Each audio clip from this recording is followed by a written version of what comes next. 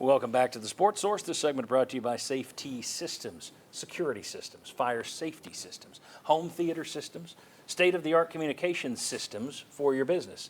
Visit safetysystems.com to see all that this local company could do for you and your office. I've used them for years. They do good work. VFL JJ Surlis is the guy to call. Anyone on that team will take care of you. Safety Systems. Okay, it's been a while since we went into a season thinking Tennessee had a realistic chance at beating Florida on the road and Alabama on the road, and yet this year, I think it is a realistic chance, more so than it's been probably since we launched the show about 20 years ago, and it's been that long. Let me go ahead and show you. Here you go. Tennessee hasn't won at Florida since 2003. They haven't won at Alabama since 2003, the year we started this show. Tennessee hasn't won back-to-back versus Florida since 03-04. Tennessee hasn't won back-to-back versus Alabama since 03-04. So my question, guys, I think they do have a realistic shot. The question is, how good of a shot is it of beating both Florida and Alabama on the road? And I'll start with Bob. You were sitting out the last one. How realistic? I'm going to go with about 60-40. 64. They got a 60% chance of winning at Florida and Alabama? No. Other way, 40-60. 40-60. Okay. I think that it is realistic. I think they could be good enough to do it, but it is one of those things, even if Tennessee is better than I think they are, I still think it's a tall order to go to Florida and win and go to Alabama and win. I think you could be a really, really, really good football team and still not be able to pull that off. Yeah, I'd say somewhere around 30%, something like that. I think ultimately you should beat Florida. As usual, Bob's Mr. Homer. Yeah, exactly.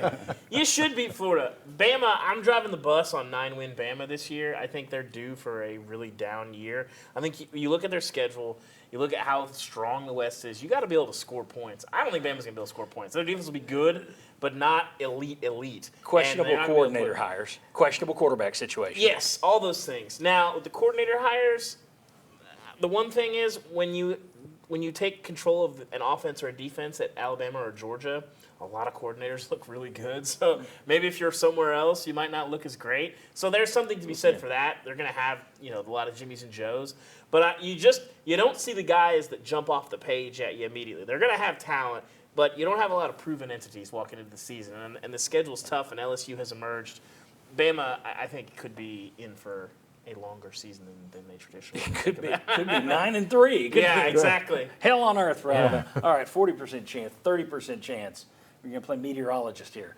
What percentage chance that Tennessee wins at Florida and at Alabama for the first time since 2003? Yeah, it's funny. The Alabama game especially is a revenge spot for them against Tennessee, which you don't love typically if Nick Saban's the coach, even if they're down. So I'll say 29%.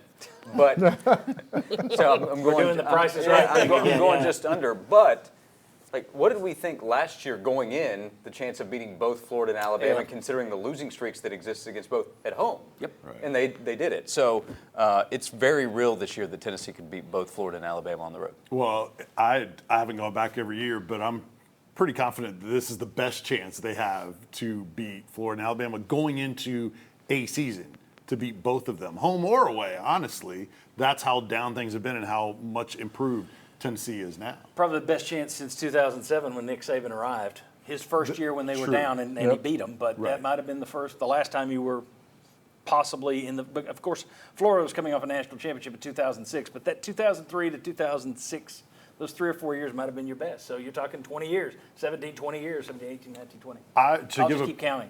No, to give a percentage, I will go just a little bit below. I'll say 25. I mean, it's look, it's 40, 30, 29, and 25. All right. Look, a 9-3 down Alabama team is still pretty good, and you're going there. So,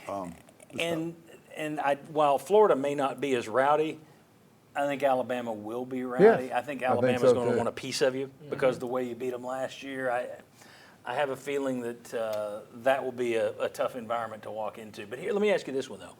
If Tennessee beats Florida and Alabama but loses to Georgia and Texas A&M, is that a successful season? Because there was times when those are your two biggest rivals. If you beat them, could it be a down year still? So they'd be sitting at 10-2? Yeah. Yeah. I think that's a good. I think I think this is not a absolutely, yeah. rebuilding year in the traditional sense for Tennessee, but it's a year when you should take a step back, maybe a small one, just because you don't have the same top end talent. Yep. So 10-2, coming off of that year. I mean, 10 and 2, and you could have a Sugar Bowl berth. out. Yeah. Well, All right, you, let's say you're Georgia, definitely going Texas to a big A&M, and game. South Carolina beat you. You're 9-3, but you beat Florida and Alabama on the road. Okay, now trying you're to make starting. Now you're starting to Not see a disaster, See, the line but, here is hey, pretty good. You pretty go to good. Sugar Bowl. The line below that is fire Josh Heupel. All right. When we come back, what will be the Vols' toughest test out of Kentucky, Texas A&M, Missouri? Now, I've got to throw Vanderbilt in somewhere, so they're in this conversation. What will be Tennessee's toughest test? A&M, Kentucky, Missouri, and Vandy. Come on back on the Sports Source.